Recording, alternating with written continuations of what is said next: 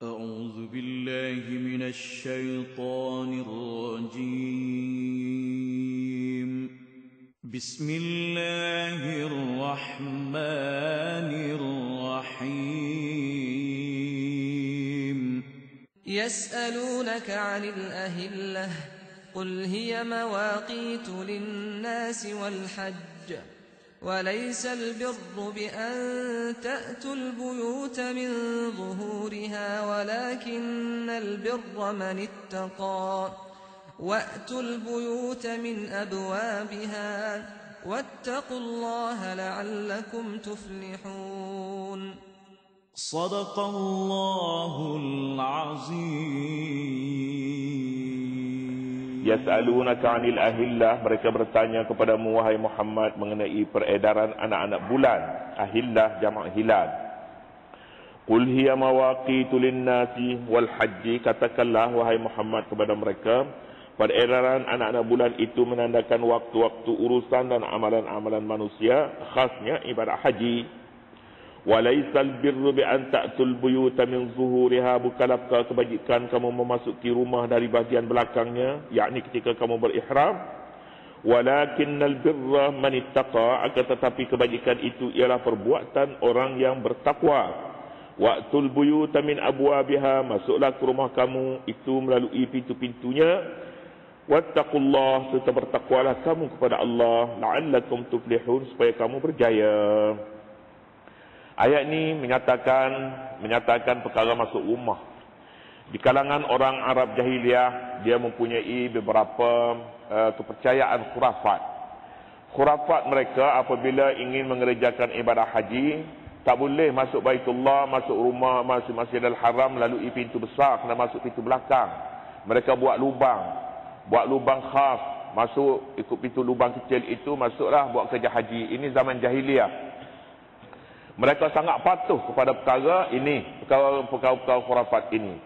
Sebaliknya mereka dalam hal soal harta benda, mereka tak warak dalam perkara ni. Harta orang mereka sapu dosa pahala tentang harta tak kira, riba mereka, berbagai-bagai lagi. Mereka tidak cermat dalam perkara ini. Islam tegur, bukan orang bertakwa macam tu dalam soal ibadat spiritual. Mereka ini halusi, tapi makan minum tidak. Mereka kasar dalam perkara ini, tak kira dosa pahala. Harta orang, harta halal tak halal, mereka sapu semua. Apa macam ni? Ini bertentangan dengan takwa. Takwa tidak hanya pada rohani, pada ibadat semayang. Ibadat semayang bukan main lah ni. Sehingga satu sabdu dalam Fatihah pun batal semayang. Perkara tajwid sangat halusi. Dalam Fatihah setengah orangnya dia kata ada 17 sabdu, tertinggal satu tak sah semayang. Alah, bukan main cermatnya dia dalam perkara baca Fatihah. Dalam perkara halal haram, harta benda macam mana harta tak berapa kira. Harta tak kira, hak kelabu putih, hak hitam jadi putih lagi. Ini bertentangan dengan prinsip takwa. Ini perkara yang nak disentuh dalam ayat ini. Tapi dalam perkara itu katanya yas'alunaka 'anil ahillati, mereka akan bertanyamu tentang anak bulan. Tentang masuk rumah, ayat yang hujung yang akhir. Orang Yahudi, sebab nuzul dinyatakan di sini, orang-orang Yahudi datang berjumpa Nabi untuk menyoal Nabi, untuk nak soal. Soalannya mereka bertujuan, jika Nabi dapat jawab dengan betul, menunjukkan dia Nabi. Tapi kalau dia jawab tak betul, dia tipu. Pasal apa? Pasalnya Yahudi dalam soal tipu menipu ini, mereka bawa beberapa soalan pergi berjumpa dengan Nabi. Kalau jawab betul, maka betul. Kalau jawab tidak betul, maka mereka tipu.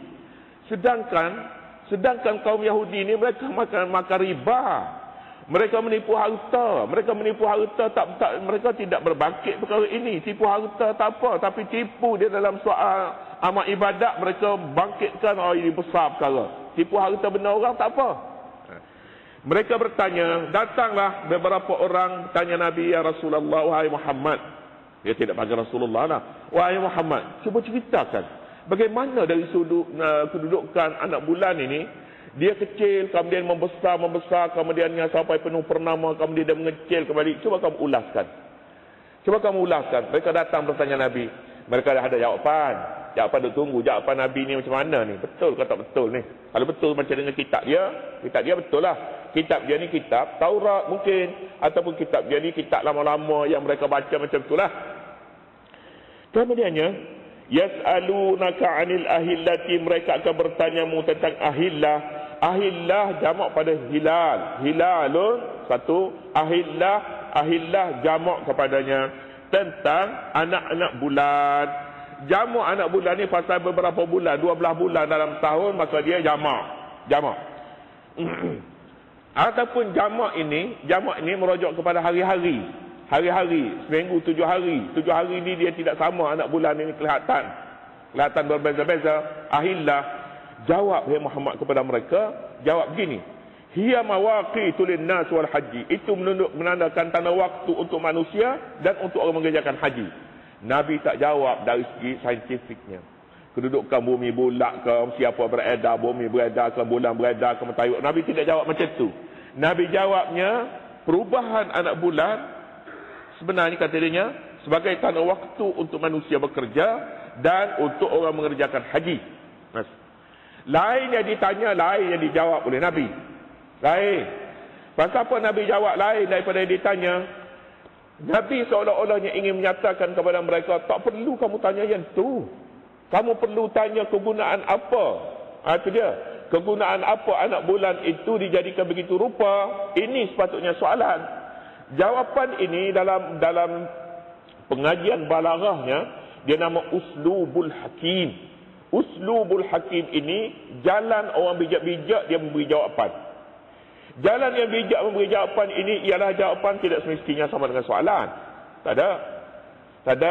Ini yang kita pakai di sekolah. Jawapan soalan salah pun jawablah. Ikut yang salah itu. Sedangkan soalan salah, murid kita dia jawab salah tu. Salah juga. Tapi cikgu boleh periksa juga. Ada hak betulnya. Kalau salah macam soalan salah tu juga, betul lah. Macam tu. Pasal soalan salah ini tidak bijak.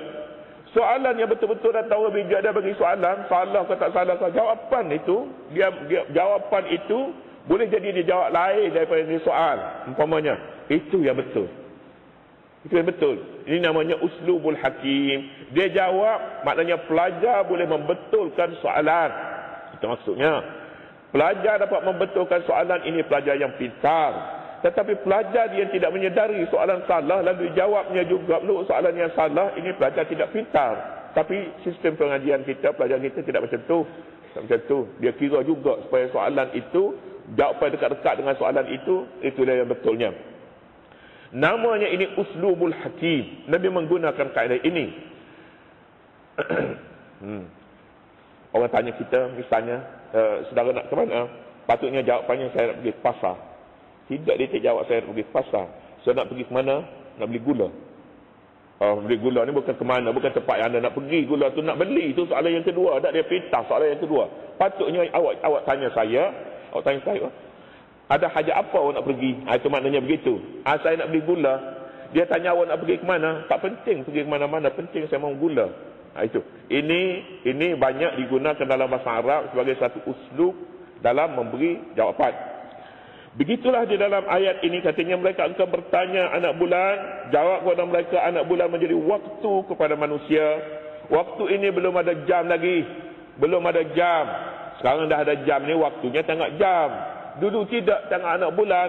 Pelayar-pelayar di laut memerlukan masa, memerlukan petanda ni, tanda waktu. Orang bekerja di rumah untuk menentukan waktu-waktu kerja, waktu beribadat, waktu. Semuanya ini berdasarkan anak bulan. Anak bulan, matahari, gitu. Jadi itu tujuannya. Wal haji dan bulan haji. Untuk mengerjakan haji. Bulan Muharram, bulan Safar, bulan Rabiul Awal, bulan Rabiul Akhir, bulan Zulhijjah. Bulan Zulhijjah, bulan haji. Mereka akan tahu berdasarkan kepada anak bulan. Berdasarkan kepada anak bulan. Jadi oleh kerana itu, kita masih merasakan lebih kukuh sebenarnya. Jika tarikh puasa, tarikh hari raya merujuk kepada anak bulan. Anak bulan. Siapa tengok anak bulan kira jadilah tu. Jadi kira-kira ru'yah, kira hisab ini bagi setengah orang yang mengaji. Orang yang tak mengaji tak boleh. Sedangkan Quran turun untuk dimanfaatkan, semua orang dapat mengamalkannya, dan mereka dapat mengamalkan apabila anak bulan itu disaksi dengan mata sendiri, dengan mata saksi anak bulan, sama ada dia melihat ataupun dengan menggunakan orang lain umpamanya. Qul hiya mawaqitu lin-nasi wal hajji wa laysal birru bi an ta'tul buyuta min zuhuriha.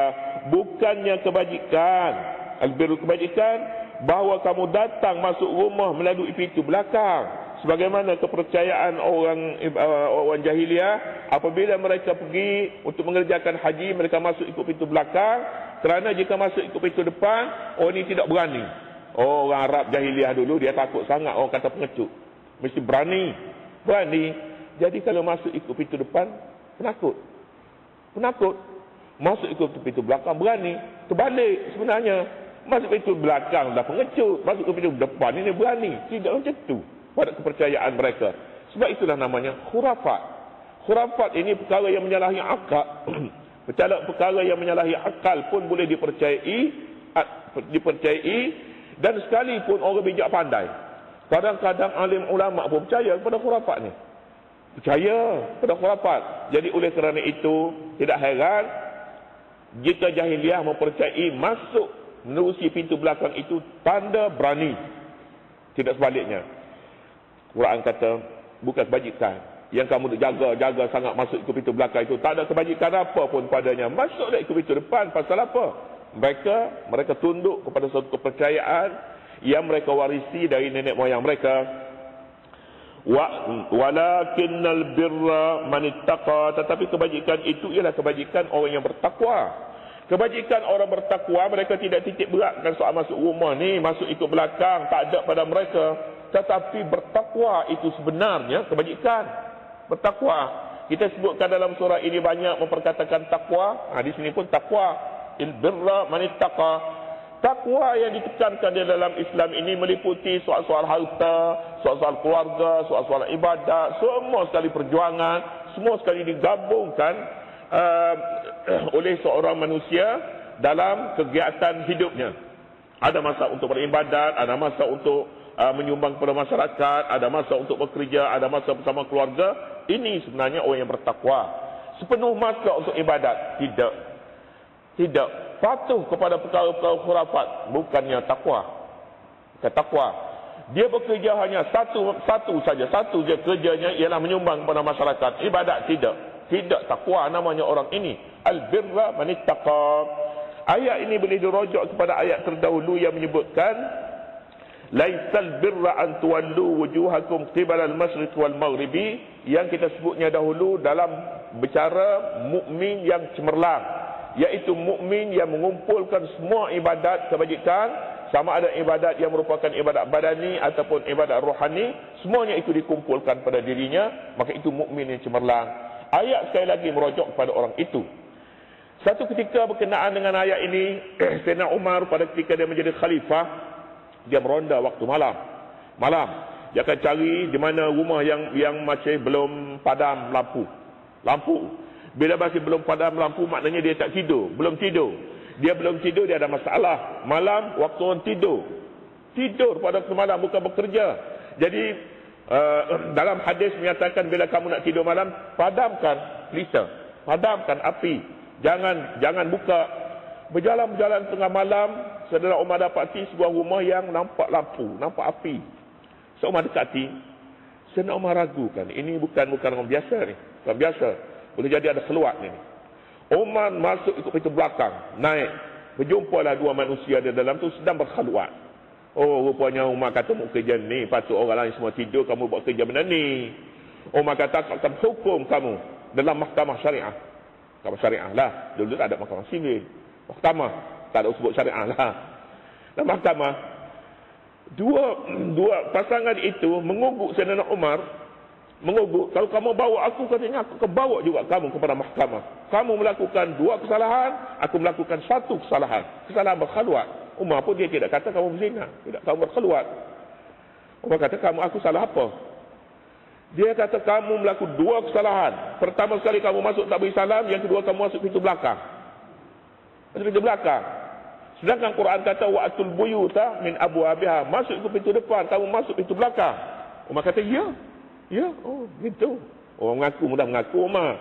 Kalau lain daripada Umar tak mengaku pas sudah ni. Yang kedua, adab masuk rumah mesti beri salam. La tadkhulu buyutan ghaira buyutikum hatta tasta'nisu wa tusallimu ala ahliha. Jangan masuk rumah sehingga kamu berjinak lebih dahulu, kamu beri salam. Kamu tak beri salam. Umar kata, dua. Ya, dua. Aku satu. Kamu lebih besar dosa. Umar kata begini. Tak payah bawa mahkamah. Tak bawa. Tak payah. Kamu bertaubat, aku bertaubat. Selesai masalah. Aku takkan lagi ulangi lagi perbuatan ini. Kamu juga janji, jangan ulangi lagi perbuatan yang serupa. Lalu lelaki itu, pasangan itu mengatakan, ya, kami berjanji dengan kamu. Umar pun selesai kes. Di situ juga. Mudah. Bila balik kepada syariat Islam ni mudah nak selesai. Tak balik kepada syariat Islam ni payah nak selesai. Buat dakwaan, tarik balik. Paksa, tarik balik. Padahal khalwat tu tentu dah khalwat tu. Dan banyak lagi duduk belajar waktu malam, pukul 3 pagi, pukul 2 pagi. Masa tidur menurut Umar. Sesiapa yang tak tidur bermakna mereka ada masalah. Umar jumpa banyak masalah orang tak tidur malam. Banyak masalah. Antara yang dijumpainya ialah orang lapar. Tak ada nak tidur malam. Umar pergi tanya pasal apa tak tidur, lapar. Umar tanya, Umar tak pernah jumpa dengan kamu kah? Dia dah Umar ya. Umar tak pernah jumpa, tak buat bantuan. Umar katanya sejak dia naik khalifah ni tak pernah pun datang katanya bertanya orang tua seperti aku. Umar kata, berapa muda? Berapa? Lalu orang tu pun cakap belanja dia dan Umar beri wang pada ketika itu juga. Malam dia sampai lagi bantuan untuk rakyat.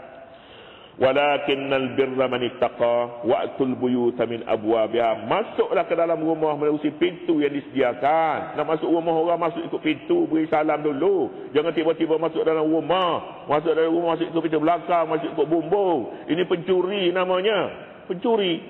Wattaqullaha la'allakum tuflihun. Akhirnya sekali lagi ayat ini menekankan takwa. Bila tidak ada takwa, macam-macam boleh jadi.